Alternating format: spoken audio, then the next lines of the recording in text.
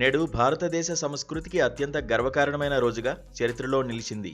వెలుగుల పండుగ దీపావళిని యునెస్కో తన ప్రతిష్టాత్మక అమూర్త సాంస్కృతిక వారసత్వం జాబితాలో అధికారికంగా చేర్చింది.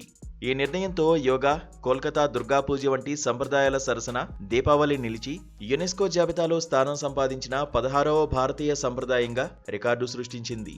ఈ చారిత్రక నిర్ణయాన్ని న్యూఢిల్లీలోని ఎర్రకోట వేదికగా జరుగుతున్న యునెస్కో అంతర్ప్రభుత్వ కమిటీ సమావేశంలో తీసుకున్నారు.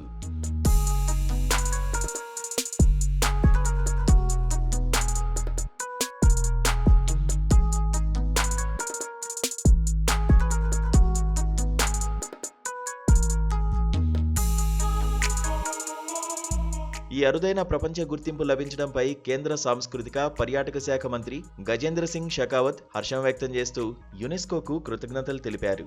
ప్రధానమంత్రి నరేంద్ర మోదీ నేతృత్వంలో భారతదేశ సాంస్కృతిక వారసత్వానికి అపూర్వమైన అంతర్జాతీయ గుర్తింపు లభిస్తోందని ఆయన పేర్కొన్నారు.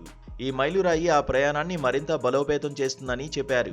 దీపావళికి ఈ హోదా దక్కడంపై బుధవారం తన ఎక్స్ ఖాతా వేదికగా ప్రధాని మోదీ స్పందించారు. ఈ పండగ మన సంస్కృతికి, నైతికతలకు చాలా దగ్గరి సంబంధం కలిగుంటుందని చెప్పారు. ఇది మన నాగరికతకు ఆత్మ వంటిదని ఆయన అభివర్ణించారు. యునెస్కో అమూర్త సాంస్కృతిక వారసత్వాన్ని పరిరక్షించే అంతర్ప్రభుత్వ కమిటీ 20వ సమావేశం ప్రస్తుతం డిసెంబర్ 8 నుంచి 13 వరకు న్యూఢిల్లీలోని చారిత్రక ఎర్రకోట వద్ద జరుగుతోంది. ఈ ప్రతిష్టాత్మక సమావేశానికి ఆతిథ్యం ఇవ్వడం భారత్కు ఇదే మొదటిసారి కావడం విశేషం. ప్రపంచవ్యాప్తంగా ఉన్న సాంస్కృతిక ఆచారాలు, సంప్రదాయాలకు అంతర్జాతీయ గుర్తింపు ఇవ్వడం కోసం ఈ కమిటీ కృషి చేస్తోంది.